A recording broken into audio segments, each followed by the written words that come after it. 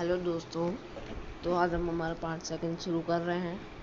तो कल हमने कहाँ तक पढ़ा था, आज उनको एक बार रिकैप कर लेते हैं। तो कल क्या हुआ था इस चैप्टर में। कल जो मार्गी थी उसने डायरी में रात को लिखा 17 मई 2157 she road today Tommy found a real book. मतलब आज टॉमी ने एक असली बुक फाउंड कर ली। मतलब it was a very old book, वो बहुत ही पुरानी किताब थी। मार्गिस ग्रैंडफादर मतलब मार्गी के जो दादाजी थे वो उसी समय आए। उन्होंने बताया कि जब तुम छोटे थे, जब एक समय था जब ये सारी किताबें मतलब पेपर पे छपा करती थी। जब जैसे उन्होंने पेज का मतलब बुक का पेपर पलटा तो उन्होंने देखा मतलब वो बहुत ही येलो और सलवट भरे थे। उनको पढ़ने में बहुत ही मज़ा अजीब सा भी लग रहा था। और वो उन्होंने एक चीज़ ये भी देखा कि उसमें जो वर्ड्स थे बुक्स के, वो एक जगह स्टिल थे, मतलब वो हिल नहीं रहे थे जैसे उनके कंप्यूटर स्क्रीन पे हिलते हैं। तो जो गी थी वो आई, उसने कहा टॉमी से क्या कचरा है ये, मैंने जब तुम इसको पढ़ लेते हो तो तुम उसको फेंक देते हो, you just throw it away, मतलब तुम उसको कबाड़े में फेंक देते हो। हमारा टेलीविज़न स्क्रीन 1 लाख से ज़्यादा किताबें और अभी और भी आ सकती है, लेकिन मैं उनको कभी भी नहीं फेंकूंगी। तो मार्गी ने कहा हाथों हाथ कि मेरे साथ भी ऐसा ही था, क्योंकि मार्गी 11 ईयर्स की थी और टॉमी जो 13 ईयर्स का था। She said where did you find it. तो उसने पूछा तुम्हें वो कहाँ से मिली। तो उसने जवाब दिया मेरे घर पे। उसने उसकी तरफ बिना देखे ये जवाब दिया क्योंकि वो पढ़ने में बहुत ही बिजी था। तो उसने पूछा किस चीज़ के बारे में। उसने आंसर दिया कि ये स्कूल के बारे में। मार्गी वो स्कॉर्नफुल, क्योंकि वो स्कूल को बिल्कुल भी नापसंद करती थी। वो स्कूल को नापसंद करती और पहले से भी ज़्यादा करने लग गई थी। तो जो उसको मैकेनिकल टीचर था वो उसका ज्योग्राफी में टेस्ट लेता था, पर वो अच्छा करती थी फिर भी वो बेकार उसको नंबर करता था। तो मदर ने एक बार अपना सिर लाया और अपना और राज्य के काउंटी इंस्पेक्टर को फ़ोन किया। काउंटी इंस्पेक्टर जब जब उन्होंने देखा कि वो तो उसका मतलब गोल मटोल चेहरा, लाल कलर का, और उसका पूरा सेट था मतलब टूल्स, डायल्स एंड वायर्स का, और वो मार्गी की तरफ देख के ऐसा और उसने उसको एप्पल दे दिया। जब मार्गी को लगा तो ये खोल तो रहा है पर ये वापस उसको बंद नहीं कर पाएगा। तो अब 5th पैराग्राफ में क्या हुआ, उसने 1 घंटे बाद पूरा काम किया और उसको देख के उसकी तरफ देख के ऐसा। तो उसके मदर को कहा Mr Jones I think the geography sector was given little too thick. उसने कहा ज्योग्राफी सेक्टर ठीक कर दूंगा। बाद में 6th पैराग्राफ में टॉमी लुक वेरी सुपीरियर है, टॉमी ने उसके गर्व से देखा क्योंकि तो उसके घर से देखा और कहा कि ये हमारी तरह का स्कूल नहीं है, ये पुराने तरह का स्कूल है जो सैकड़ों वर्ष पहले हुआ करता था। तो सबसे ठीक से उच्चारण करते बोला कि ये सैकड़ों साल पहले। तो मार्गी को वो पूछ लिया, उसने कहा कि वर्षों साल पहले कैसे स्कूल थे।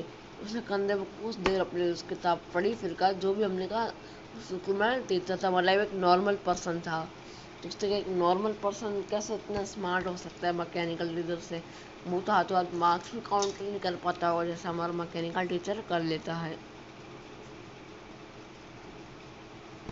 और वो तो इतना मतलब समझदार भी नहीं, स्मार्ट भी नहीं, इतना स्मार्ट भी नहीं होता जितना हमारे तो मैकेनिकल टीचर होते हैं। तो वो बाद में जो जवाब देता है कि बोलता है कि ना शायद मेरे पापा को भी इतनी नॉलेज है जितनी उस मतलब वो जो मैकेनिकल टीचर है उससे भी लैंग्वेज है।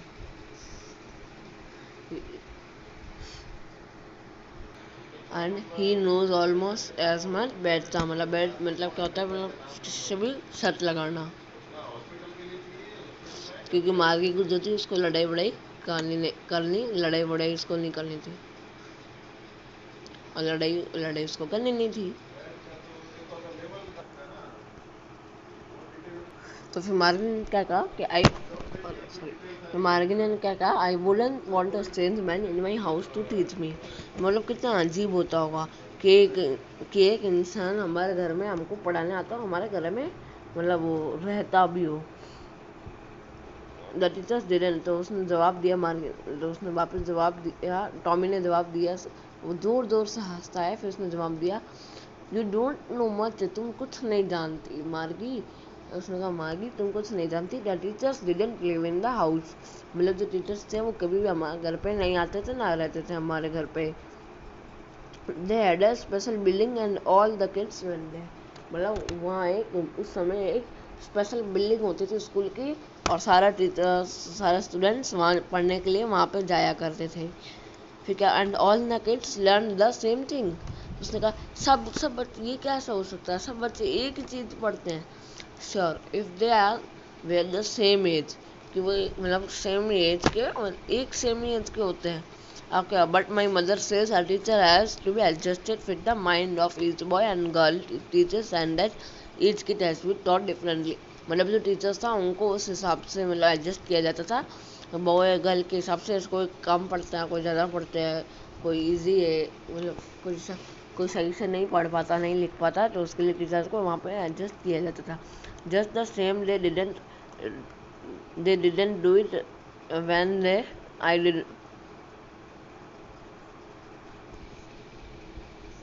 उसकी मतलब बोलती कि वो बोलता है कि हमारे समय में टीचर एडजस्ट किए जाते थे, पर वहाँ पर तो सब एक ही तरीके से पढ़ाया जाता होगा, मतलब if you don't like it you don't have a read the book, मतलब पहले ये था कि अलग सबको एक तरीके से पढ़ाया जाता था, तो उस समय ये था कि मतलब जो फास्ट रीडर था तो उसे उसके हिसाब से ही पढ़ाया जाता था।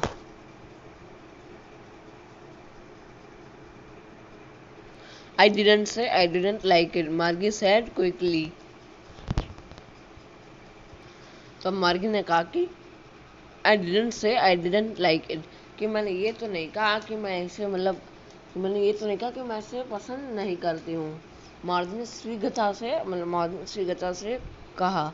मार्गी said quickly she wanted to read about those funny funny school, वह उन सारी अजीब स्कूलों के बारे में पढ़ना चाहती थी। They weren't even half finished when Margie's mother called. मार्गिस school, उन्होंने अभी आधी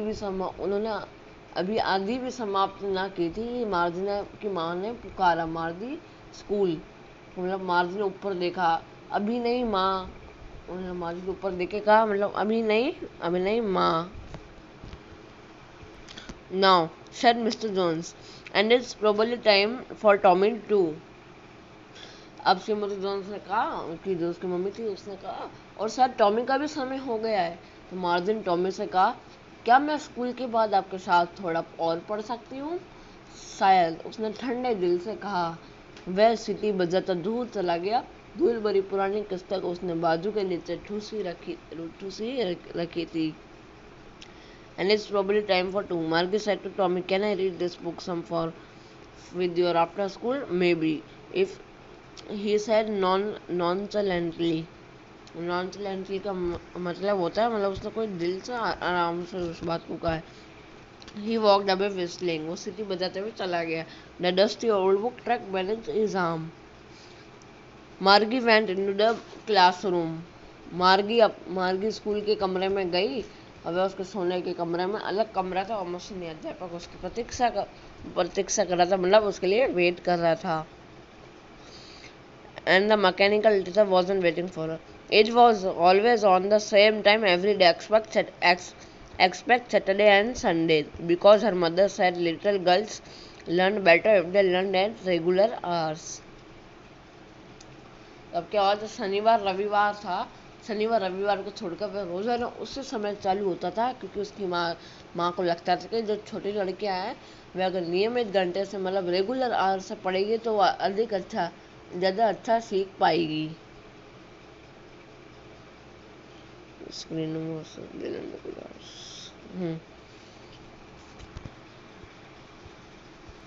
The screen was lit up and it said today's arithmetic lesson is on the addition of proper fractions.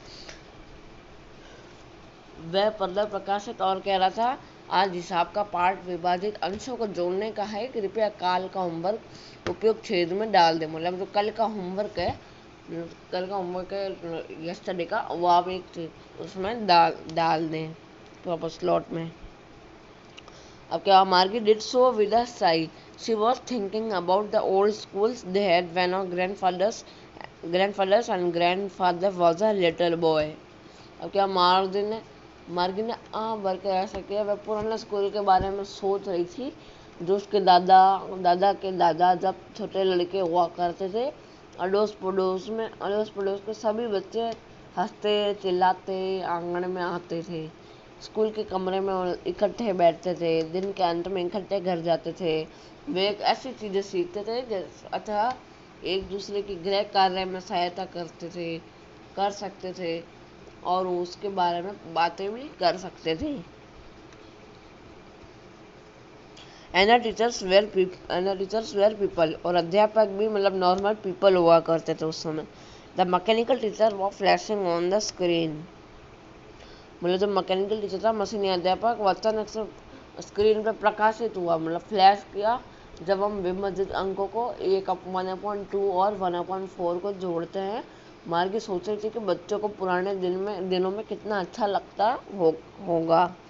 She was thinking about the fun they had, वह उनके आनंद के बारे में सोच रहे थे जो उन्हें मिलता होगा। चलिए, तो हमारा चैप्टर यहीं ख़त्म होता है हमारा चैप्टर। तो हम इसके क्वेश्चन आंसर और सारे सब चीज़ें हम अगले वीडियो में करेंगे। ओके, तो आज के लिए बाय।